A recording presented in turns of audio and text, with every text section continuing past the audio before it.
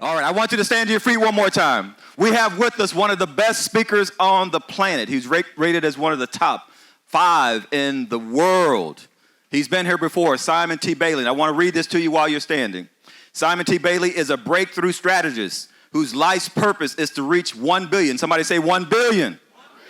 To show how to be fearless and create their future. He equips companies, and he's worked with all kinds of the Fortune 500s all across the world with the tools necessary to effect cultural transformation, resulting in higher employee engagement, platinum customer service experiences, and making sure that people realize that they are brilliant. Somebody say, I am brilliant. Let's welcome to the stage, Simon T. Baily.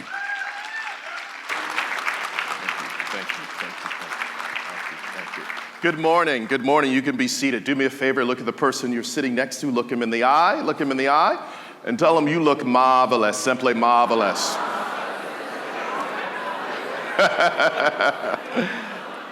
33 years ago, my mom and dad loaded the family station wagon and drove me and my brother from Buffalo, New York, down to Atlanta, Georgia, where they dropped me off at Morehouse College. And at the end of my freshman year, they called and said, we don't have the money to send you back to Morehouse, nor do we have money to bring you back home to Buffalo, but we do love you. I wish there was a Robert Smith 30 years ago. But needless to say, I ended up going back to school. It took me about 10 years to finish my undergrad, finish my master's degree. And what I discovered during that time, it's not who you are that holds you back, it's who you think you're not that holds you back. And the power of the work that you have done over the last 12 years as a part of the Empowerment Network, and even as you think about Transformation 2025, I want us to think about how do we continue to upgrade our verbal software. And in upgrading our verbal software, that leads to deeper collaboration. I'm going to talk to you about one thing for the time that I've been allotted, but I want to anchor it in just a little bit of a backstory. There's a book I want you to get a hold of. The book is written by a medical doctor named Dr. Dana Susskind. Dr. Susskind is at the University of Chicago, and her book is called 30 Million Words. In her research, she has said the difference between children of welfare parents and children of well-to-do parents is 32 million words. What she says is by the time a child from a welfare family, from 0 to 4 years of age, they have only heard 13 million words. But children of parents that are professional well-to-do, from 0 to 4, they have heard 45 million words. And that difference of 32 million words determines where they live, where they go, who they become, who they marry, and what they do from an economic standpoint. So I believe the work that the Empowerment Network is doing is helping North Omaha to upgrade its verbal software. Yes? Now, why is that important? Language is the software of the mind. It's almost 2 million words in the English language. The average person uses about 2,000 to 3,000 words. When we drill down even more, there are 200 to 300 words that we use on an ongoing basis. So if we are going to move towards more collaboration, we must begin to think about if language is the software of the mind, how do we upgrade our verbal software and think about how we language and say things, yes?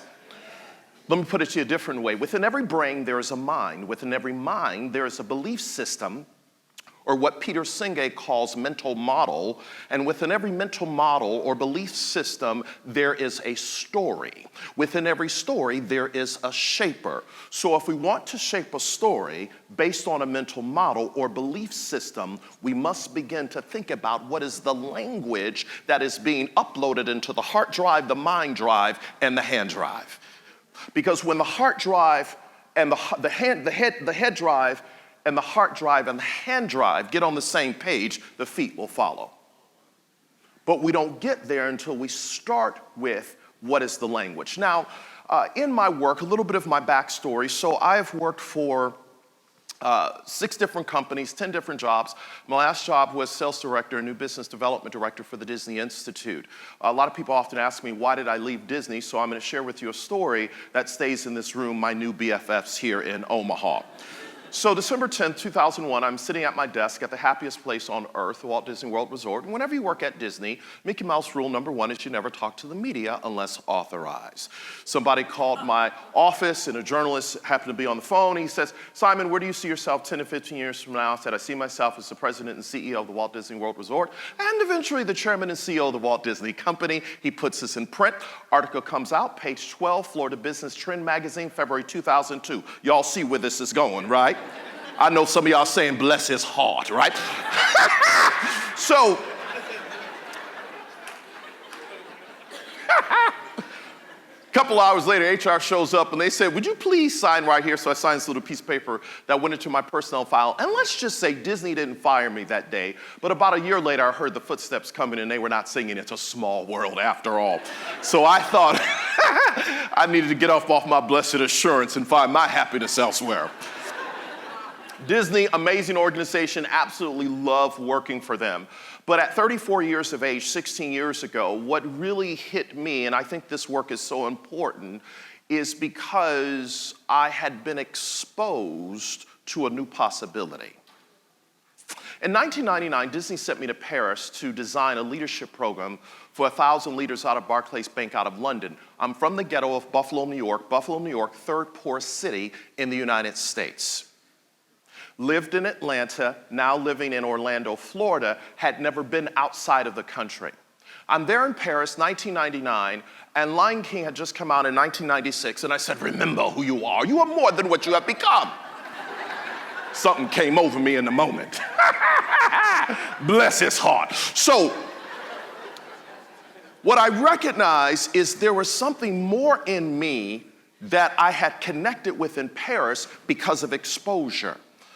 And what I believe the greatest work that you are doing here in Omaha is you are exposing a population to possibility. And as you expose them the possibility, I want us to think about how do we create a brilliant agreement. A lot of my work today, I work with small companies that you may have never heard of, MasterCard, Microsoft, Google, IBM, just to name a few. And whenever I go into these companies, I go in, I work with them, but I'm there also to understand their culture, what's made them successful.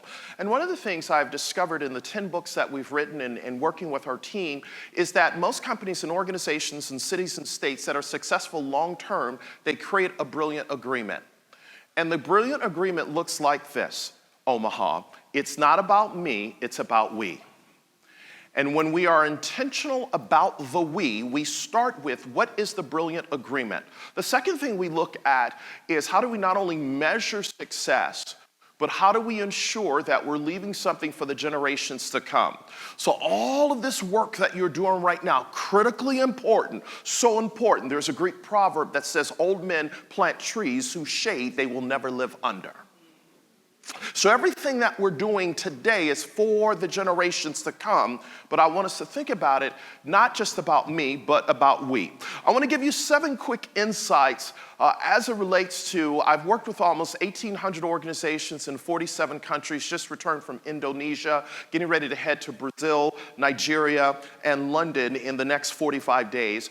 And the question I'm often thinking about is how do we drive collaboration quicker, faster, and make sure that it's stickiness. So as I walk you through this, I'm also going to give you just some sidebar comments that I think will also help us think about brilliant collaboration. So number 1, reliability. So that means whatever we say we're going to do it. Yes? The fortune, don't miss this is tweetable. The fortune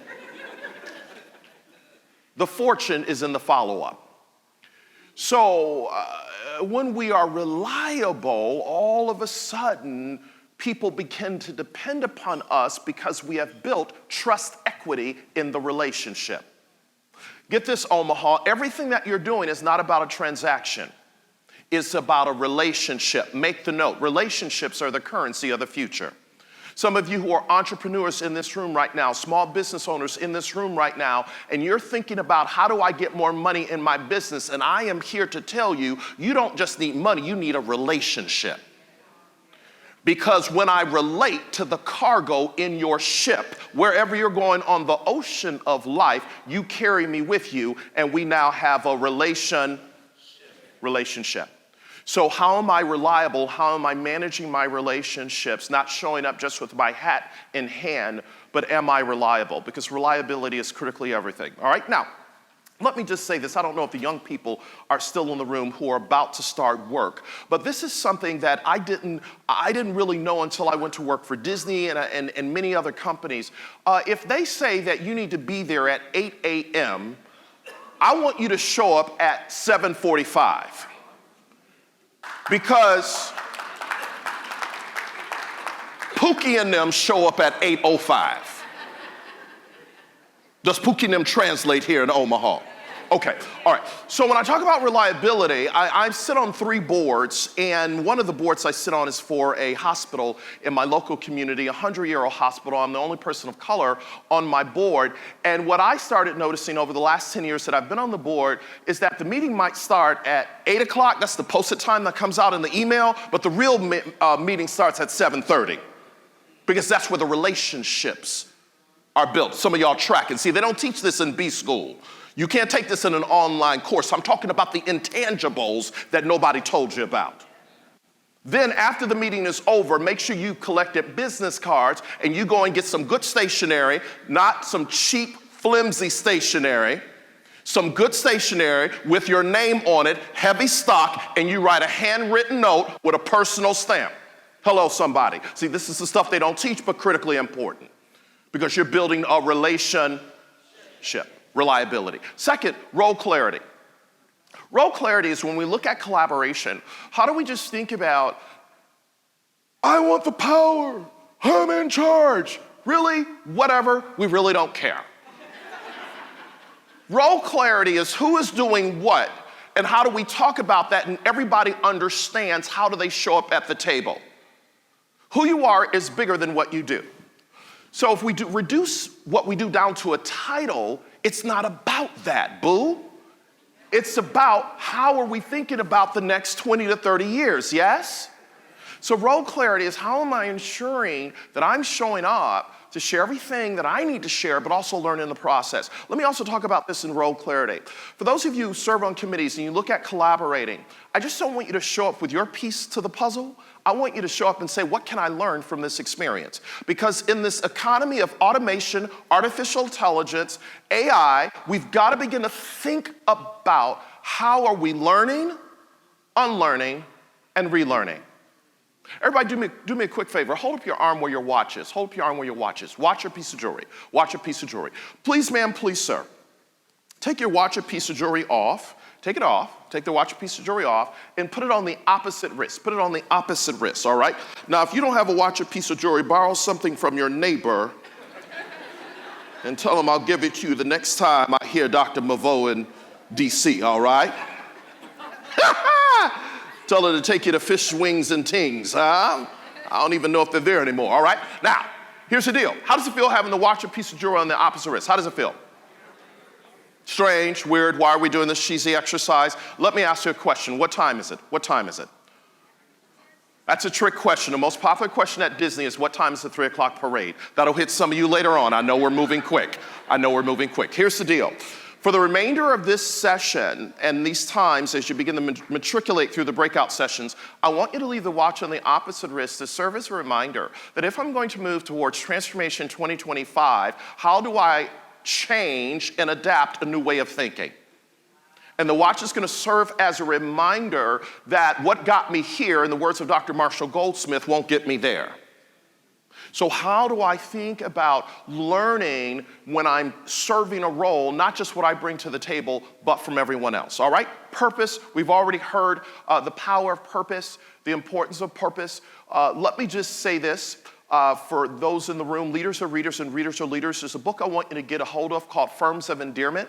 Firms of Endearment is written by 3 Babson College professors. The central thesis of the book is that companies and businesses and organizations in the next decade that will outpace all of the companies we hear about, they will put purpose before profit, thus becoming more profitable. Ladies and gentlemen, 30 years ago, a number of people went to work, they settled for a chair, a check, and a cup of coffee in Cubicle Farm, and woke up 30 years later and said, I'm just a bill. Well, I'm only a bill, and I'm sitting here in Capitol Hill.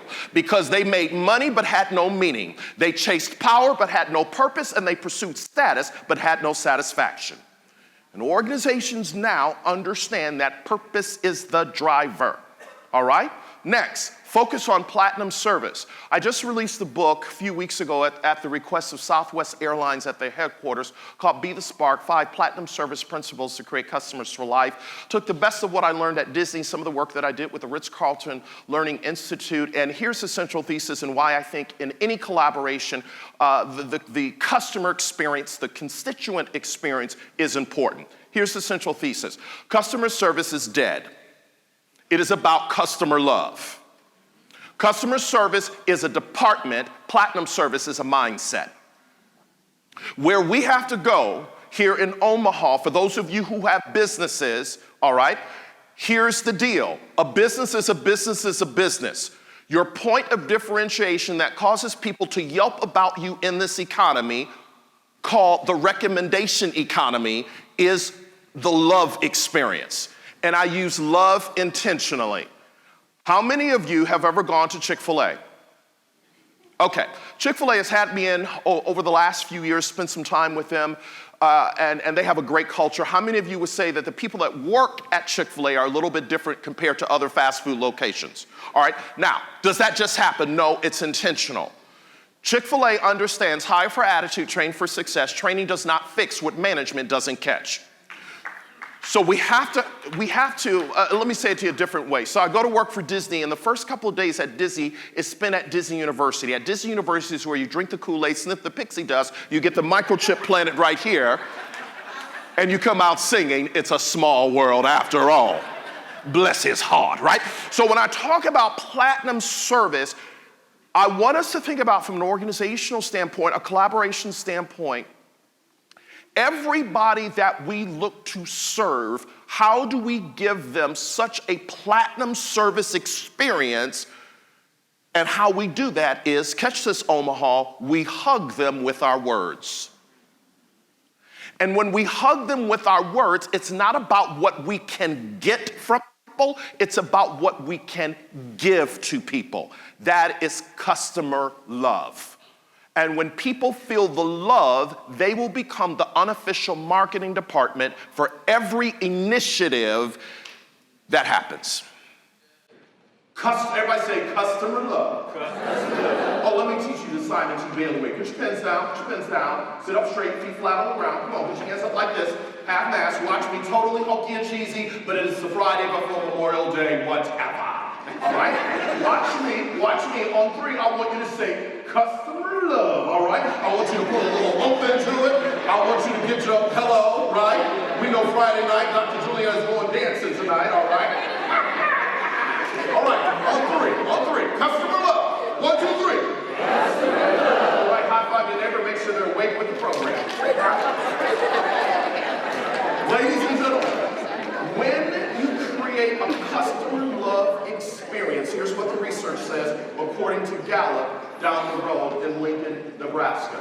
Gallup says 70% of human decision making is emotional, 30% rational.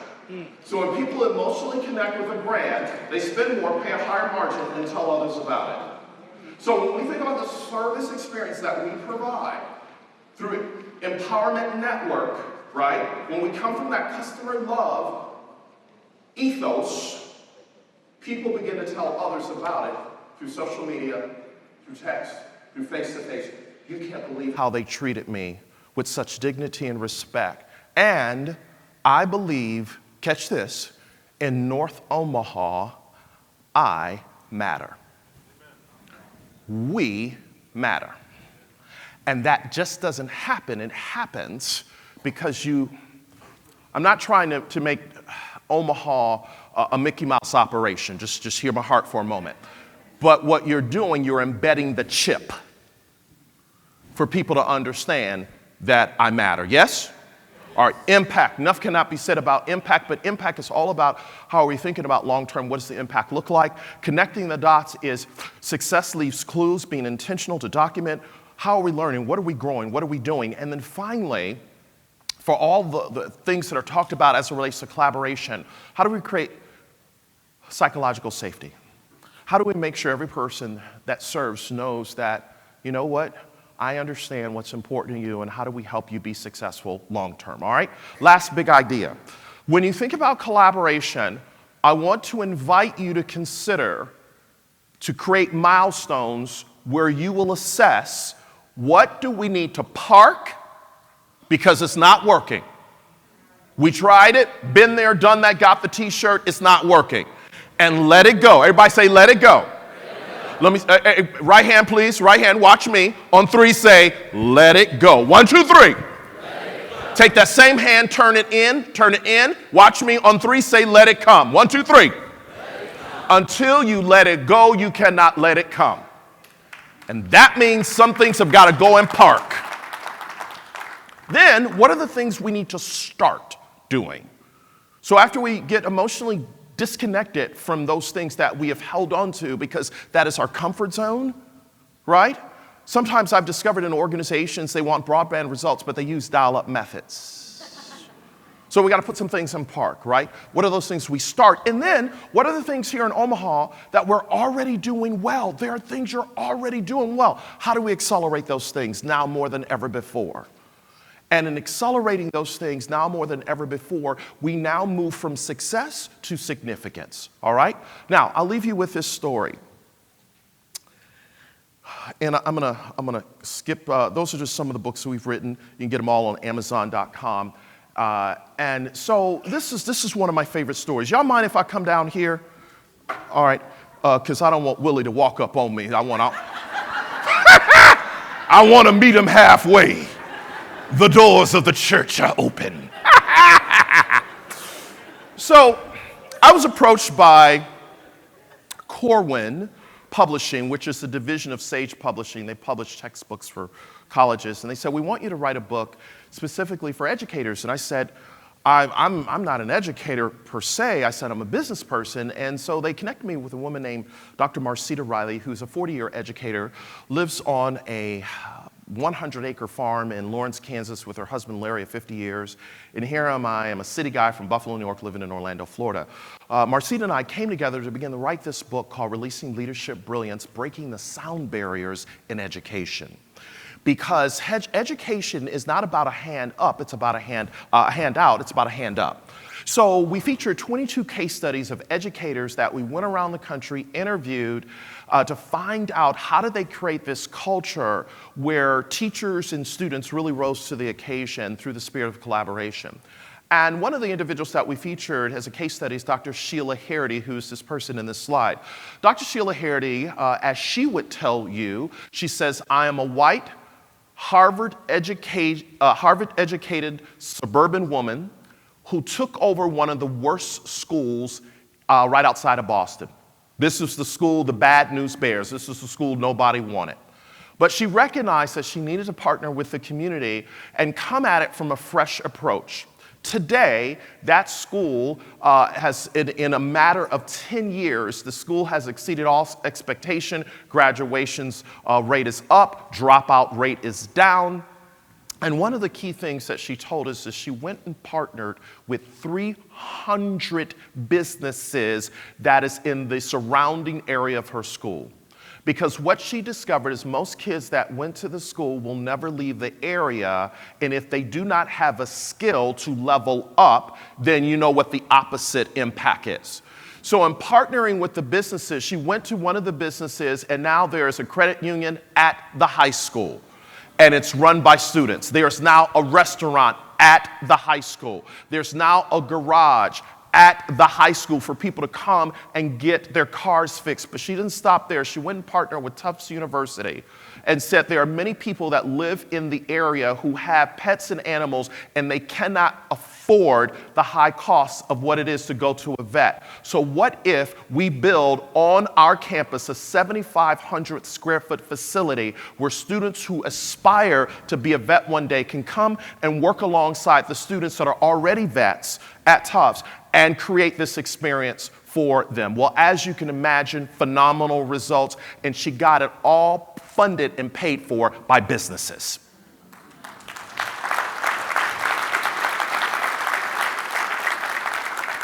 Dr. Sheila Harity is now taking that model. She's been promoted to a superintendent and is now taking over 18 towns within the area to now replicate what she did at this one school where no one looked like her. Many of her students, she would tell you, come to her school on public transportation. And she said, how do I begin to expand their vision? It's totally doable. But she said it started with a spirit of collaboration. So my friends here in Omaha, as I prepare to take my seat, I want to let you know, I don't know when I'm going to see you again, but I'm going to say something that is totally politically incorrect, right? Most people don't say this in a presentation on a Friday, but I'm 50 and it's kind of like whatever. I love you and I believe in you. In the words of George Wallace, there's not a darn thing you can do about it. You've got this. Go forth and make it happen. Willie, thank you so much. Thank you. Come on, Omaha. Simon T. Baily came in just to spend some time with us.